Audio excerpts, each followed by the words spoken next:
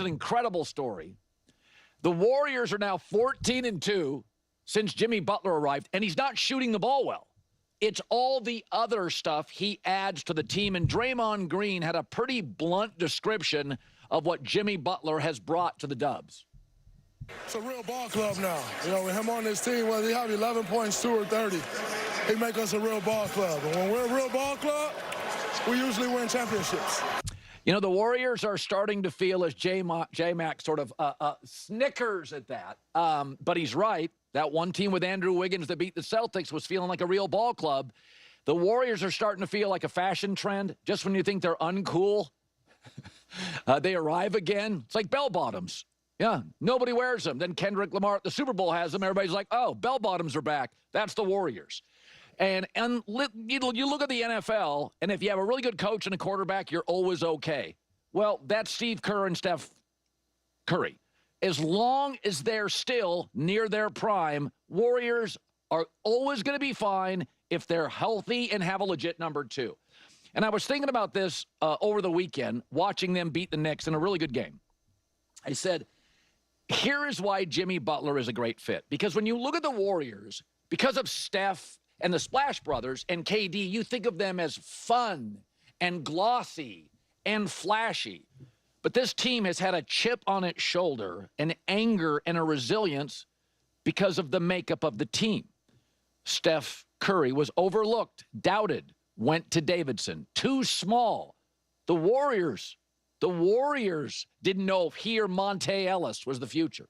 Draymond Green, second-round pick, undersized. What to do with him? Steve Kerr, tragedy in his family, lost his father. Got into a fight with MJ. I covered him in Portland. Feisty is the word, along with intelligence, I would use for one of the great coaches in league history.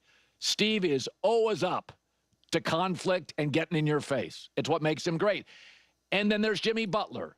JUCO, tough childhood, bounced around the league. But if you look at all of them, Draymond, Steph, Kerr, Butler, they're winners. They don't run from conflict. KD did that. They'll all get in your face. Hey, Steph does not like losing. Trash talker, likes to taunt a little bit. And I think Jimmy Butler is a perfect fit for this team. Listen, yeah, I think we're even overcomplicating it more so than we need to in terms of what this Warriors team looks like and all of this. It's really cut and dry to me. They all just care so much. That's what Jimmy Butler brings. Andrew Wiggins was like, probably can like win or lose, like can take it or leave it. You know, even like a Kuminga, like even some of these other younger guys, like you don't feel like winning is just, they just need it to their core. Even Klay Thompson, and I love Klay Thompson. Klay Thompson will forever be a Warrior, right? But Klay Thompson is obviously like he's even admitted like he's a different cat, and he obviously wants to win too. But it's just like it haunts Jimmy Butler to not win. It haunts Draymond Green, and Steph. It haunts him too because Steph is trying to build like the true, like he's trying to build like his true legacy, right? Like he is trying to build this like top 5, top 3, top 2, top 1 of all time. Like people don't talk about it in that light, but they should. Like that is his pursuit. Like he does want ring after ring after ring, and like like he is trying to do everything that he can. And so I just think when you add another player like that on your team, it matters. That's what Draymond is kind of talking about. He's like, we're a real ball club now. Like we care. There's a level of intensity, intentionality, and physicality that wasn't necessarily there. You can also win ugly games with a Jimmy Butler. The Warriors historically weren't always the best at winning some of these ugly games, which is why sometimes the playoff games could be so unsettling, because it's like unless Steph and Klay were going off, and draining 3 after 3. It was kind of like, you were relying on some of these other role players to try to step up. And again, credit to them, they would, but there were still times when it was like, all right, when this game gets a little bit uglier and the finesse is taken away and the threes aren't dropping, you're kind of like, how are they going to win? Because they didn't historically have big, strong guys, right? That was small ball. That's who they were. They were speed, finesse, and skill rather than just kind of like hard physicality. And in a lot of ways, it's kind of how things kind of unravels too strong of a word, but how things slipped away from them in 2016 with, versus LeBron and the Cavs. And when you add Jimmy Butler, especially someone, though, who is high IQ, incredibly experienced. Yeah, he's definitely older, so he might not be as physically and strong as what he once was, but he is still up here.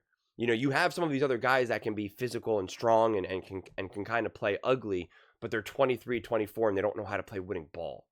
Like that's kind of the difference. That's the one thing that in basketball that they just, it's not talked enough about, that it really takes time. I mean, Ant is a perfect example of this. Like, he can play physical and strong and ugly and in a muddled game, but he doesn't really know how to consistently play winning basketball. You saw that even in the Olympics. When he was on the Olympics, on the Olympic team, like, he stuck out.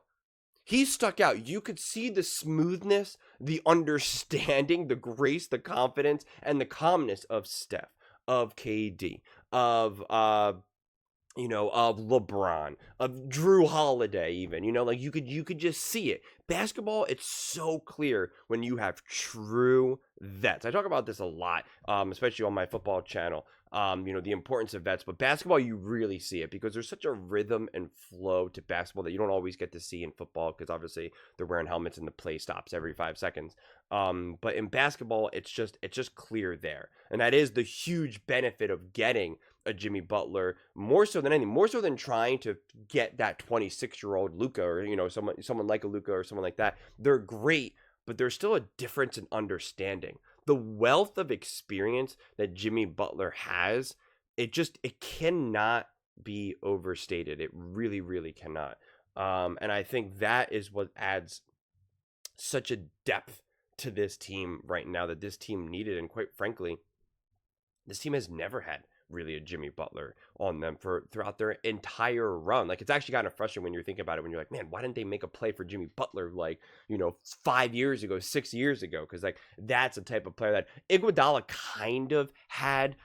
He kind of filled that role, especially with his physical defense, stuff like that. But offense, he was obviously more of a limitation than a Jimmy Butler. But obviously still very important to them.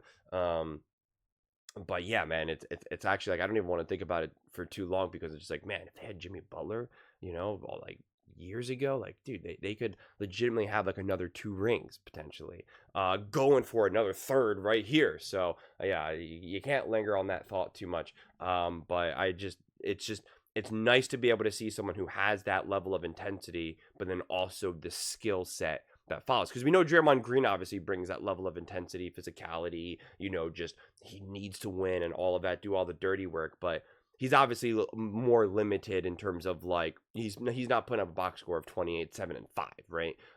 When they don't need him to, but sometimes you do need that other guy. Again, the Warriors know this better than anyone. 1 minute Steph Curry's going off for 30, the next minute it's Clay going off for 30. Like, it's never just the one player who will carry you game after game after game, especially in the playoffs. So this team, like what Draymond said, it feels like a real ball club. It also just feels more complete. If you have a list of 10 boxes that you need to check in order to be the best version of yourself, it just feels like that they have all those boxes checked. So I'm excited. I keep making Warriors videos because I'm excited to see what they continue to do. And it really does kind of go to show you, when you look around the NBA, it's like, to me, what the Warriors are doing right now is easily the most exciting thing in the NBA. Quite frankly, the streak that they're going on, the adding the Jimmy Butler to their team and seeing that impact, like, it's easily the most entertaining storyline going in the NBA, which is very telling. It's very telling. I'm not one who typically tries to hold on to the past. I'm all for new stories. Like, yeah, bring on the Minnesota Timberwolves. Like, let's have them win. Like, I'm all for new teams stepping up, doing interesting things. But it's just like, Warriors, man. It's still really one of the only few basketball topics that are like worth actually discussing and doing a deep dive, which is why Colin keeps, opening all his basket. He just kind of keeps going back and forth between the Warriors and the Lakers. But like, yeah, the Lakers are interesting, but it's not the Warriors. It's not the Warriors. And the truth is, it's like the Lakers become more interesting because of like Luka and LeBron and some of the drama that could happen there. And JJ Redick's like, he's always Mr. Too Cool for School. The Warriors feel like an actual basketball story, right? LA, it's kind of perfect. The Lakers, it's a Hollywood story. Oh, JJ Redick, you see what he said after the game? Oh, Luka, how does Luka feel about this? And LeBron, this and that. It's just name up in lights, Hollywood. It's all the extra nonsense. This is basketball. This is basketball. Okay? That's what I like to see. But those are just my thoughts. I'd absolutely love to hear yours. What do you guys all think about the Golden State Warriors continuing to be absolutely dangerous, in the NBA right now? Let me know in the comments below. I read every single comment, so whether you agree with me or disagree with me, either way, let's get in some discussions, let's get in some fights, but ultimately, let's just have some fun. And please do consider subscribing. We're building an amazing community here, and I absolutely love to be part of it. I want to build something that we all genuinely feel connected to, something that we're really excited to be part of. I think we're well on our way to doing it. Please don't forget to give this video a thumbs up, as it really does help the visibility and the algorithm. Thank you so much. See you next time.